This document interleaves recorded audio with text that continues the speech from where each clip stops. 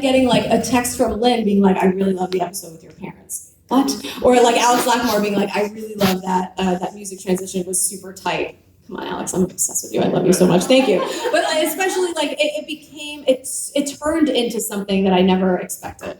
And so now it's become like, okay, I can't post or tweet or screenshot every, voicemail. Can't screenshot a voicemail, but you know what I'm saying, or a phone call or a text, because it's less about like being noticed. Like, of course, when Lynn said, like tweeted, I see you at the Hamilcast, that was the biggest deal ever. And I, of course, retweeted it and kept a screenshot from then, and that's amazing.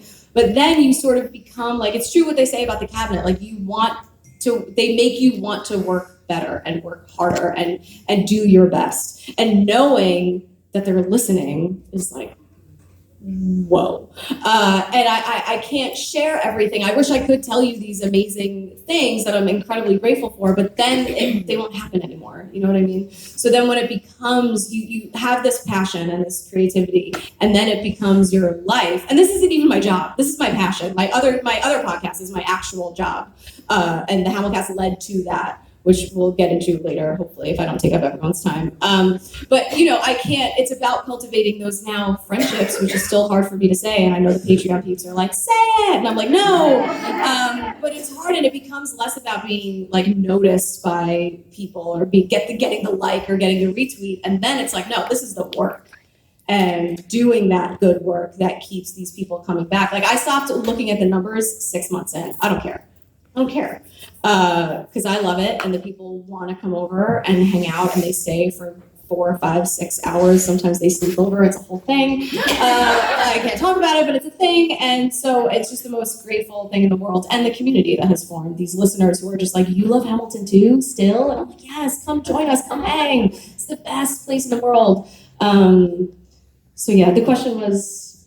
I think the question was, what's your name? Yeah. Alexander. You can't set me up like that. Come on. I think the question was, how did you turn your passion into your business? And I think Patrick Hines is the answer. You just described it beautifully. Just keep doing it, you guys. Make the thing and keep doing it. That's the thing. That's it. That's the tweet. Andrea.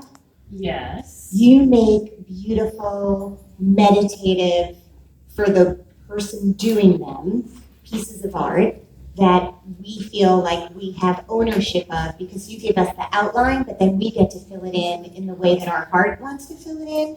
So if you could talk more about that and your coloring pages and like all the things you do, we'd be very grateful. I think I can do that. Just a little bit. Our tagline is inspired by Broadway, colored by you, because really what it is we were inspired by all of the messages that come from all of these Broadway lyrics. I feel like I'm just going to kind of summarize as we pass down. These songs and words and themes and concepts that speak to us through musical theater speak to us for a reason. And they usually have these wonderful little snippets that speak to us a lot. And we write them down and we post memes about them. And I thought, why can't we color them and focus on them and use them as a more meditative exercise for that?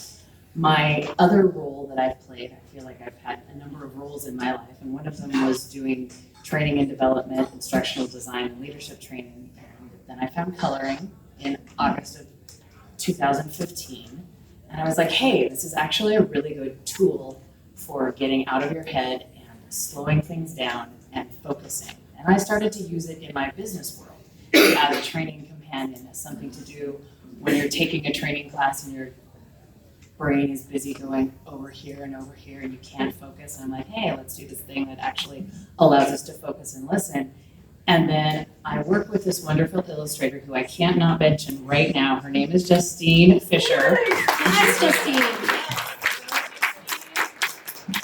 All of the wonderful Hamiltonian games and Coloring Broadway, this wonderful woman has worked with me for 3.5 years now. Taking my crazy ideas and putting Apple Pen to iPad and helping bring them to life. And so we kind of chatted back and forth, and she liked musicals, and I am a crazy musical diehard fan. And we were like, let's put some Hamilton things out there. And we did it, and then Hamilton shared it. And we were like, wait, what? Oh, so I guess we're doing this. And Okay, so we're doing this is the quote, Okay, Andrea. okay. Come on. I knew that would be correct. Thank you. So yeah, okay, so we're doing this. And then it just kind of took off, and Coloring Broadway has taken on a life of its own. And what we've been focused on for the last year and a half as it's grown is, of course, you've got the audience and how to find people and how to get it out. I, unlike a number of people here, I quit my job, and this has become my full-time side hustle. Full-time side hustle. It was my full-time side hustle. Now it is my full-time job. However, that doesn't mean that it pays the bills all the time, which means the hustle is really real. And it means that, although I would love to say that I have stopped looking at the numbers, I haven't, because for me, numbers translate to if I can pay my mortgage. So I have. But that's as a passion project. Yes. You can yes. stop looking at the numbers. This is But true, do you think Patrick Hines doesn't know the exact number for True Crime Obsessed, which is our actual job? So no, you're good. You got it. So it's ebbed and it's flowed, and we focused on products and new things and engaging with fans through Instagram and social media. And oh my God, I have been learning so much because I am not young. I'm not old. I'm not young. I'm me, and I love it. But a lot of the social media is very new to me, and so I'm in a constant learning process 24/7. Oh, I don't know how to do this. Oh, okay. That lovely 6-letter word contained Google. I've used that all the time to find things, and there are some times where it's really overwhelming, and I'm like, hey, I don't know what I'm doing. I'm just gonna go over here and watch TV. Yes. I color when I feel like that. And I mean it on your pages. I used to. Yeah, that was your job. Now I'm like, oh my God, okay, TV.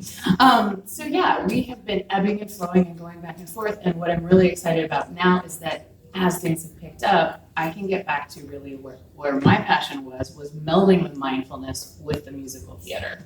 I want to do more things. I have dreams. I've got lots of dreams. So it's like, I think the fun part of having this Broadway-based business is I get to dream really big and execute, but the same part is the frustration is I have so many dreams and you can't do them all at the same time. So I had to let go of one of the coloring things that I was working on, the Power of Positive Coloring book that I had created, and really just focus on Coloring Broadway.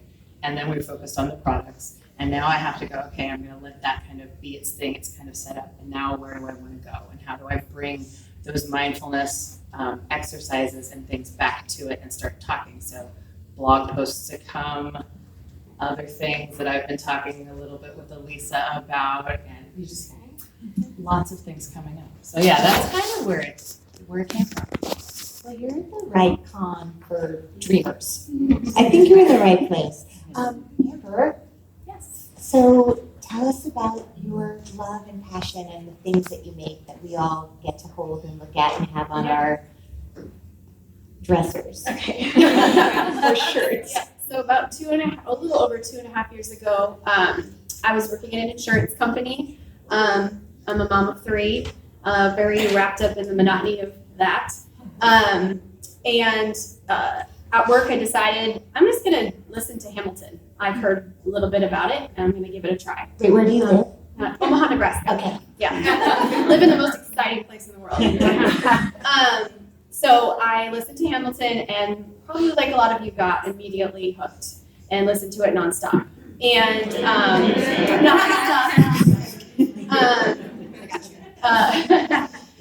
and I was aware of Funko Pop dolls. I knew that they existed, and I was like, oh, this show's so popular. I wonder if they've made Funko Pop dolls. So I did a little Google search, and they hadn't.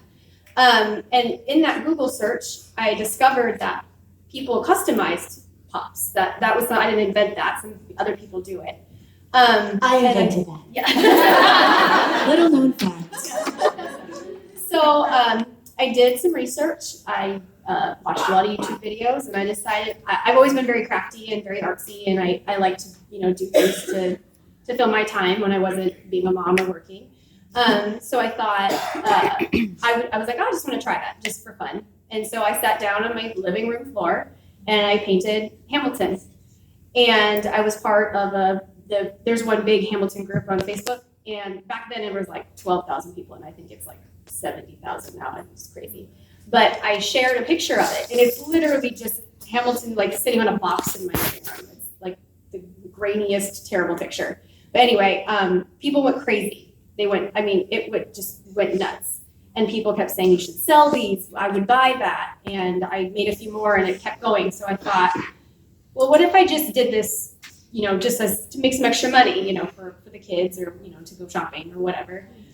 So I started my own Facebook group and, started adding people. What did you call it? Back then it was Hamil Funko Pops. That's what it was called back then. And I started selling them slowly in there. One time, I don't know why I did this, it's so crazy. I said, I will take any order that comes in the next 3 minutes. And it took me like 4 months to fulfill all of those orders because there were so many. And I was like, okay, I'm never doing that again. So about 6 months after I did the first one, it was really hard to work full time and be a mom because my children are very busy and do this also. I was basically always doing something, never had any downtime. So I sat down with my parents. My dad loves spreadsheets. And, we went over my financials and what was earning through this business to see if it was feasible for me to quit my full-time job. And it was. So literally the next day, I went and put in my 2 weeks at my full-time job and made the leap, this really, really scary leap. And let me tell you, it took a lot of convincing to let my husband let me do this because, I had a pretty good job. It was very stable. We had good benefits. So it was a scary leap. It really was. But I felt really confident about where things were going and the people that were supporting me because the people that are in my group are the most supportive people on the planet. I could almost cry how much they support me. So People like it when panelists cry, so I okay. Bonnie Milligan sobbed a few hours ago. I feel like that was my most successful panel.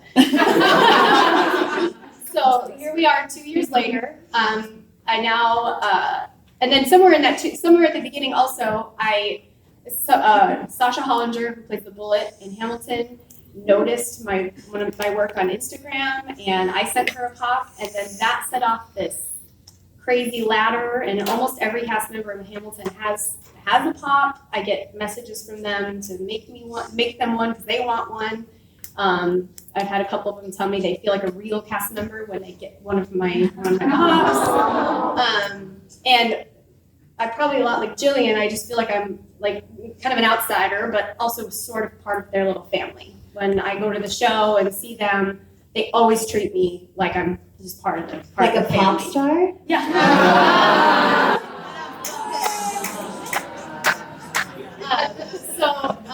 So that was also part of the journey, was that, because that really helped get my name out there, obviously.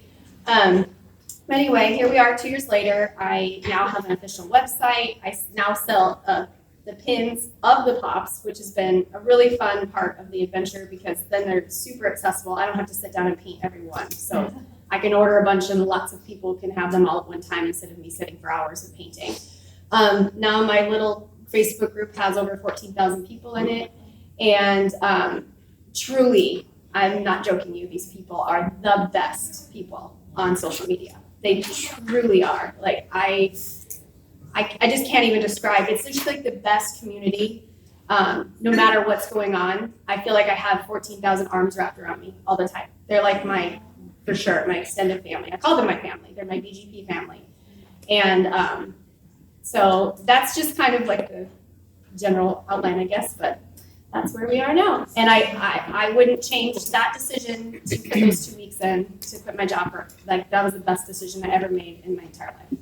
Well, I think what we could all agree on is that we can all have lots of different feelings about the internet and the things about it that don't make us feel good. But I think for people who are interested in community, in the purest sense of the word, everyone on this panel has found that aside from doing the thing is that they're finding an appreciation and a support system globally. The thing that I'm really struck by, and we're sort of told that we have to stay in our lane in our lives. You make a choice and that's your lane. And the minute you divert from this thing, people can really push back at you. What do you mean you're going to start this other thing? You're a mom at an insurance office. like, I've been an actress for over 25 years, and doing the podcast was a pure extension of the conversations that I was having in dressing rooms with all of these people. And every time, you know, from Julianne Moore to Octavia Spencer to Patty Murin just the other day, all of these beautiful stars, I was like, oh my God, I wish that every actor or someone who loved the arts could hear what you just said, because this is the truth. The struggle is the truth, and what's hard is the truth, not just the airbrushed version of what everyone does. That's why the Hamilcast is so amazing. It's not just like, oh my God, you're all icons, but this is what you did. This is what these people were doing the morning they got that audition, and that they went, and before knowing at all, I did a thing backstage, which was my Bible as a young actress and still as an actor, asked me to do an article about my podcast, and I was so excited. And we had this, and I was saying to them, like, this is amazing. You guys are why my career started. I didn't have an agent. I would read backstage. And the headline of this article was, Broadway actress stops acting for podcast. And I thought, wow, no, actually, this is another thing that I do. And I thought the whole point was, as a creative person, don't wait for someone to give you an opportunity. Do a thing that you love on your own terms, and then also do the thing you love on someone else's terms. And I thought, here's the Bible at like the center of my life, also saying to me, you're not a Broadway star anymore, you're a podcast host. And they decided for me what it was going to be. And so I would say, whatever, like I still love them and it's all fine. but like, do the thing that you love. And they say to writers, start with what you know. And every one of these people took the thing they knew, which is, I love this. I don't know what it's going to be. This is what I love. And it's turned into, for all of you all know who they are, because it was out of the purest place. Not ambition, not money. How do I share this thing I love with other people who love it? And I assume we can all applaud in unison, because all of you are just doing the thing that we all want to do. And you took a chance, and it's so inspiring. So I just want to say, as one of you, and also the audience of you, thank you for giving us permission.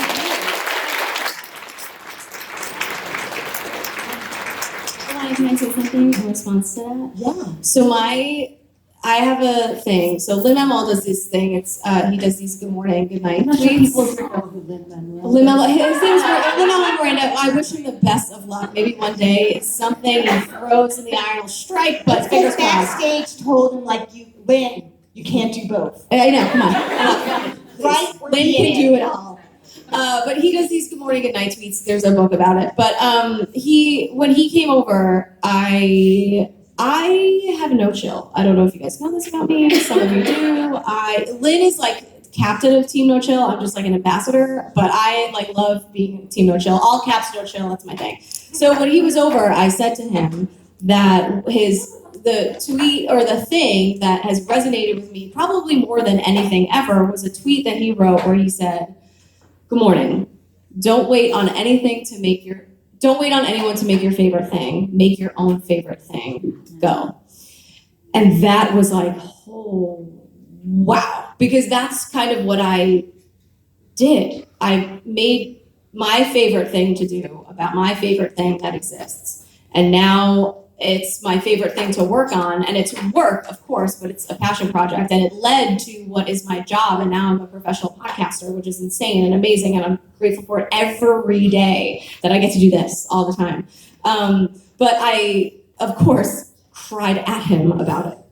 And I couldn't even get through the tweet, like quoting it back to him. And he is such a professional and so gracious. And he just leaned in. And because podcasting, still learning, you guys have been doing this for 3 years, not a visual medium, weird. But he leaned in and we kind of shared this moment. And he says on the podcast, and he goes, and that's what it's about. Everyone listening at home. That's the thing. Because he knew I was gonna lose it. And he is just such a professional that he was like, and let's talk about whatever else. And he was so gracious about it, but that is the thing. And so like when Good Good Morning, Good Night came out, like that tweet is in the book, and he texted me about it and sent me a picture. So I just broke my promise before where I was like, I can't say everything, but he texted me the picture of it, of the tweet in the book and said, for you. And I was like, well, now I'm dead forever, right? Like my ghost, it's weird how my ghost can be picked up by a microphone.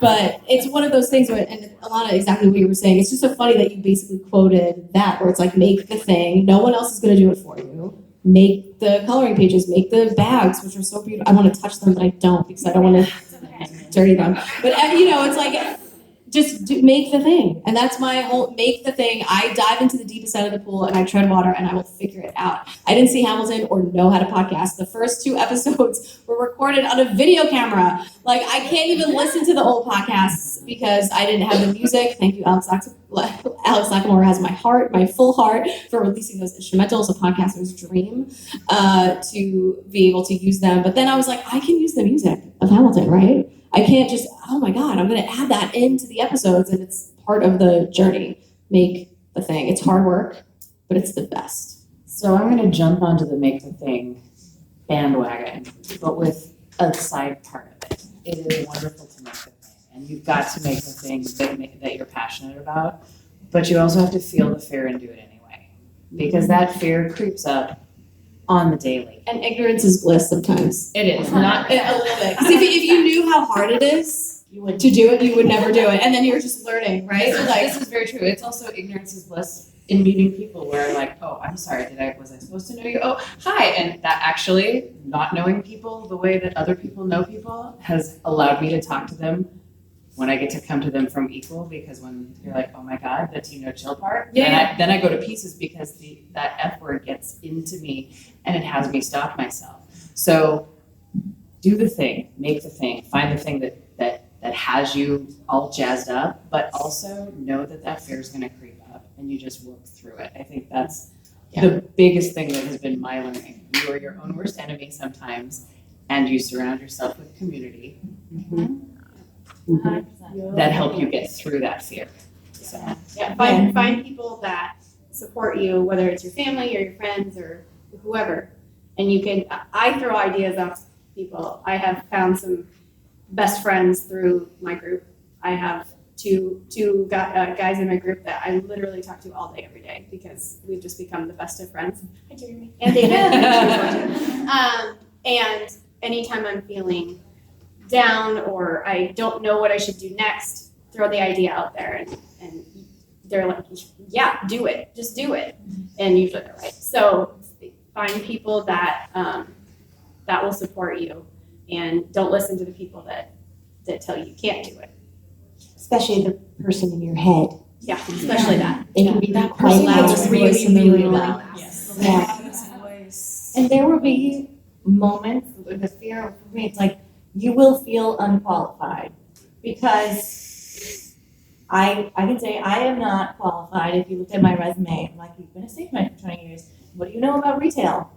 I like shopping. I mean, You are not your resume, whatever the hell that is. yes, exactly. But your passion qualifies you. If you care enough about anything, you are qualified. Consider yourself, you have your master's degree in whatever your passion is, because you care about it enough to push it across the line and to make it happen and to step out. And then you also care about it enough to protect it. And when I say like Mr. Magooed or Googled my way through how to manage a company and how to do any kind of like manufacturing and work with a manufacturer and work with a lawyer and copyright law and all of the things. So if anyone has questions, let me know. There's also a YouTube video for everything. So true. There are these like 14-year-old editing wizards in the UK who like know every issue I have. I'm like, wait, why is that not working? And then they explain it to me and I'm like, got it. Or I could stress out about it, or I give it a Goog for TCO people who are listening, who are here. But just look at, like, there are people who have done this before, and in your head, in the moment, you're like, no one's ever had this problem. Nope, not true at all. Yeah. Can I just say congratulations to Jen, because I think you successfully got the only Mr. Magoo reference at BroadwayCon in this week.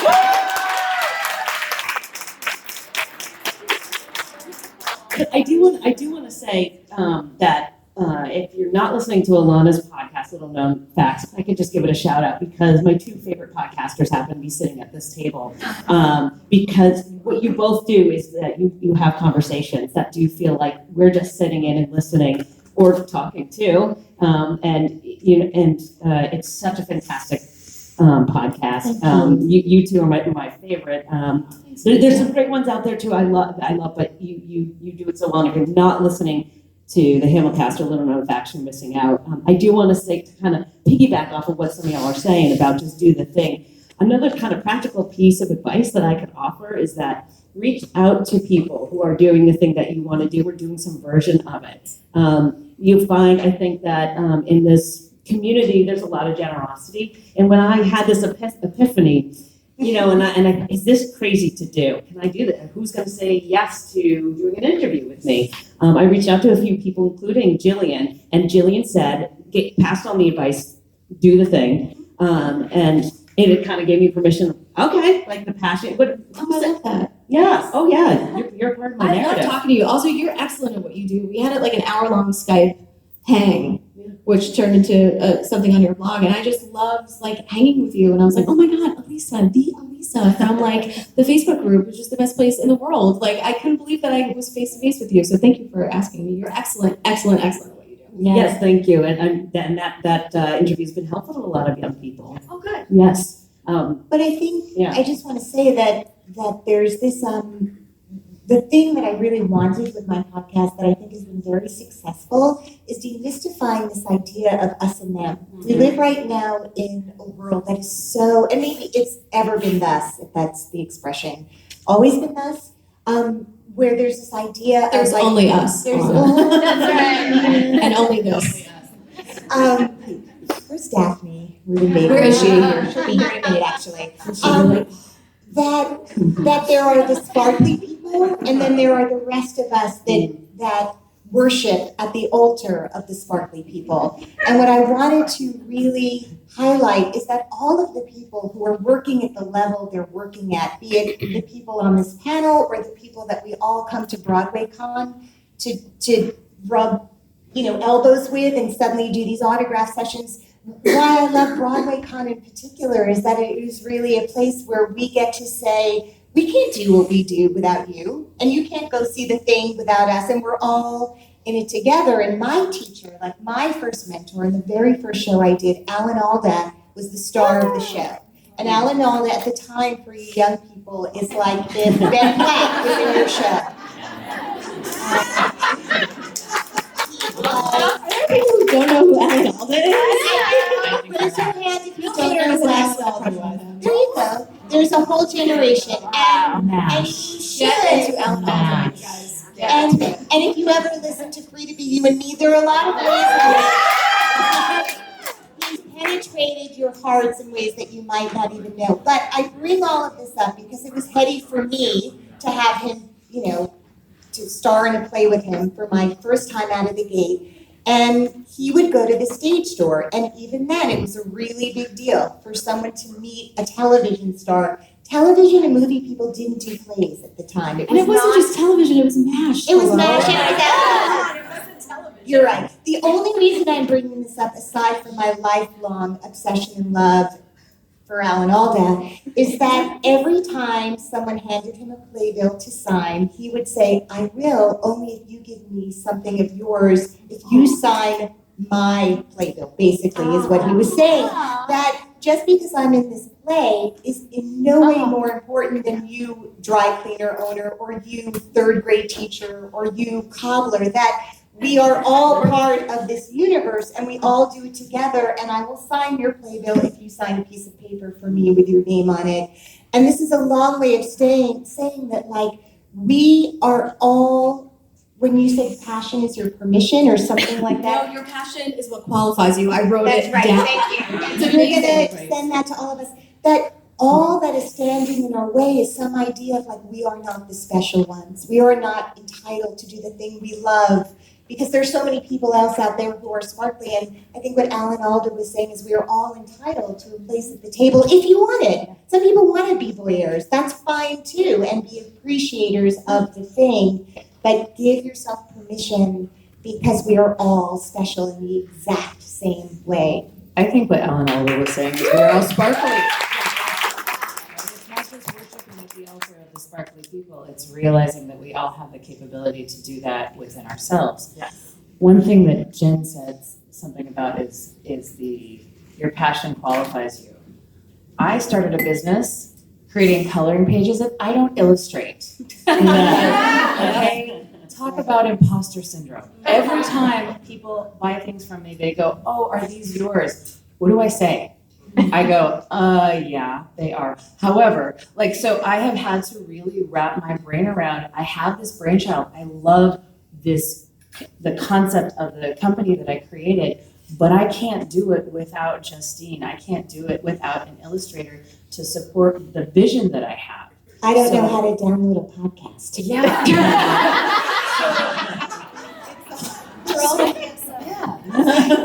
Gillian showed me how to, she was like, you have to put like that. There's an app on your phone. It's a built-in app. Everyone has it. It's super easy. My next panel actually is about, no, it actually kind of is because it's with Patrick. Can I speak to something that you were saying too? And I wanted to say this to you, Jen, because you have to be on my podcast, obviously. But the idea that this is the thing that blows my mind is because I want to talk to everyone, and I love talking to stage managers. I love talking to sound people. Give me a musician in the pit. Oh my God, a dresser. I love it because they make the thing happen. Hamilton would not exist without stage managers. It would not exist without ALC and her badass spaceship running the sound, and Jason and all these people. It would not be a thing. So when now some of the peeps have told me, when these people, I get emails or texts from people being like, I was recognized at the stage door because of your podcast. People are just like, oh my God, it's Ian Weinberger. And he's adorable and incredible. And his podcast, actually, his episodes, I think they're in the 80s. That is a turning point for my podcast, really. And again, in the 80s, that means I went 80 Mondays. And then around when he came over, I finally was like, okay, I think I got this. I think I found the footing. I think I'm going to use the music, and I think I'm going to do this. I was using music before, but you know what I mean. His episodes were kind of what I consider the turning point. So now when there are sound people and the stage managers and conductors and people in the pit, like Andres Ferreira, who's just honestly the coolest dude ever, being stage doored, where people are just like, or swings even, which is crazy. Everyone being, and not you guys, I'm just saying in the world, be nicer to swings, and understudies, they are super heroes. So when I hear stories about people being like, oh, you're an understudy, and people pulling their playbills away, it makes me want to flip this whole table. It's so awful. But not my listeners, no way. Or not people, it's just they're all amazing. So when I get a text from Emily Craig being like, I was recognized again. I signed another playbill. Thank you so much. Or when I get emails from someone who's like, I love theater, but I never knew. Or Holly Campbell, the associate company manager,